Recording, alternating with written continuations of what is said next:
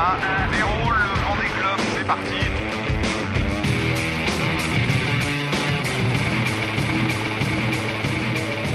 24 heures sur 24, on se bagarre, on se bagarre.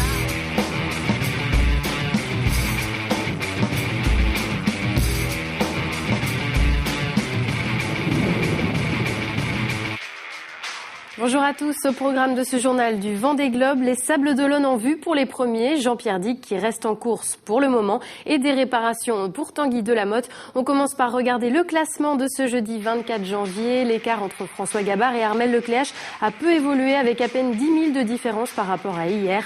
Jean-Pierre Dick est toujours troisième, mais son avance sur Alex Thompson continue de fondre.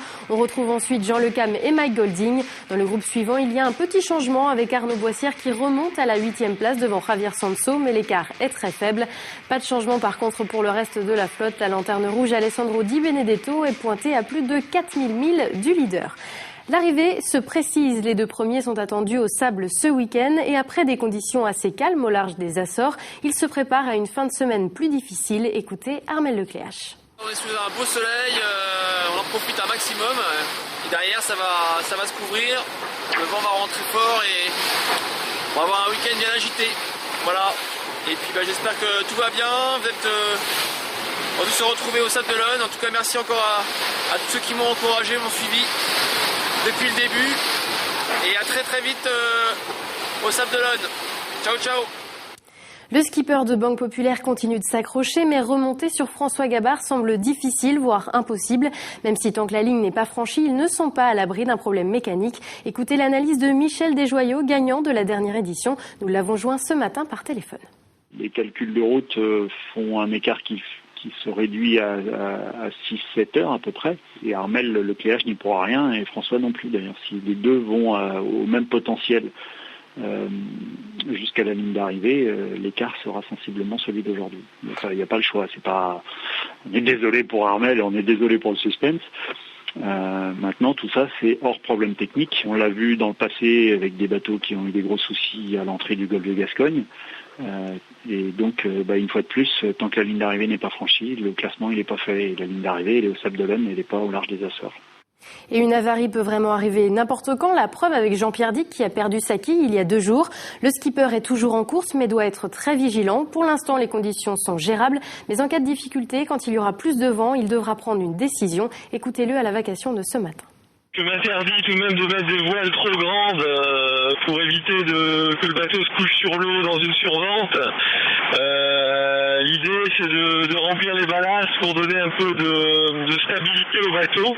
Je mets un peu en sourdine pour l'instant la 3e place et bon, l'objectif c'est... Et la grosse question, c'est est-ce que je termine ou pas la course. Écoute, j'analyse tous les jours de façon très attentive 2 fois par jour la météo. Je vais voir un peu s'il y a un trou de souris pour passer, pour vous rejoindre et pour ça serait sympa de venir forcément au Sable d'Olonne terminer la course, mais je vais un peu assurer le coup quelque part là-dessus et forcément voilà, plus j'aurai d'éléments, plus j'aurai d'indices qui me guideront vers la bonne décision et mieux ça sera. Donc a priori une décision le dimanche 27. Pour la suite de la flotte, l'Équateur est en vue. Jean Lecam devrait le passer ce soir, tout comme Mike Golding, qui n'a que quelques milles de retard sur Sinertiel. Depuis les débuts, les deux skippers sont très proches au classement et Jean Lecam s'en amuse en faisant un petit calcul. Il m'aura fallu un peu plus de 2 mois et faire un tour du monde pour inverser le positionnement entre Mike Golding et moi-même. Quand on a franchi l'équateur, il devait être à peu près à la même distance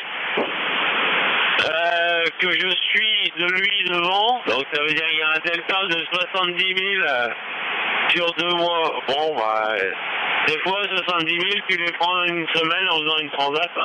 Là, il nous a fallu un tour du monde. Un autre qui est heureux de remonter vers le nord par une route plus directe, c'est Dominique Vavre. Le skipper de Mirabeau a enfin trouvé les alizés et Savour. Regardez. Ça fait vraiment longtemps. On attendait ça. Et là, enfin route directe pour les Sables d'Olonne. C'est une bonne journée pour ça. Cet Atlantique Sud a été long et difficile et là, ça fait du bien comme ça. À l'arrière de la flotte, Tanguy Delamotte s'est lancé dans les réparations de son génois tombé à l'eau avant-hier. Après l'avoir séché, sa mission consiste à trouver les endroits abîmés pour les réparer. Il nous explique sa méthode en images.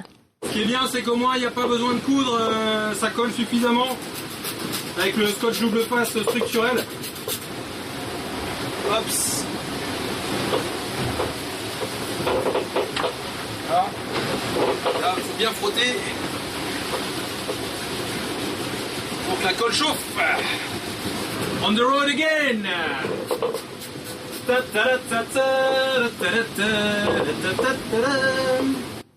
C'est la fin de ce journal du Vendée Globe. À demain pour la suite des infos de la course et probablement une heure d'arrivée plus précise. Bonne soirée.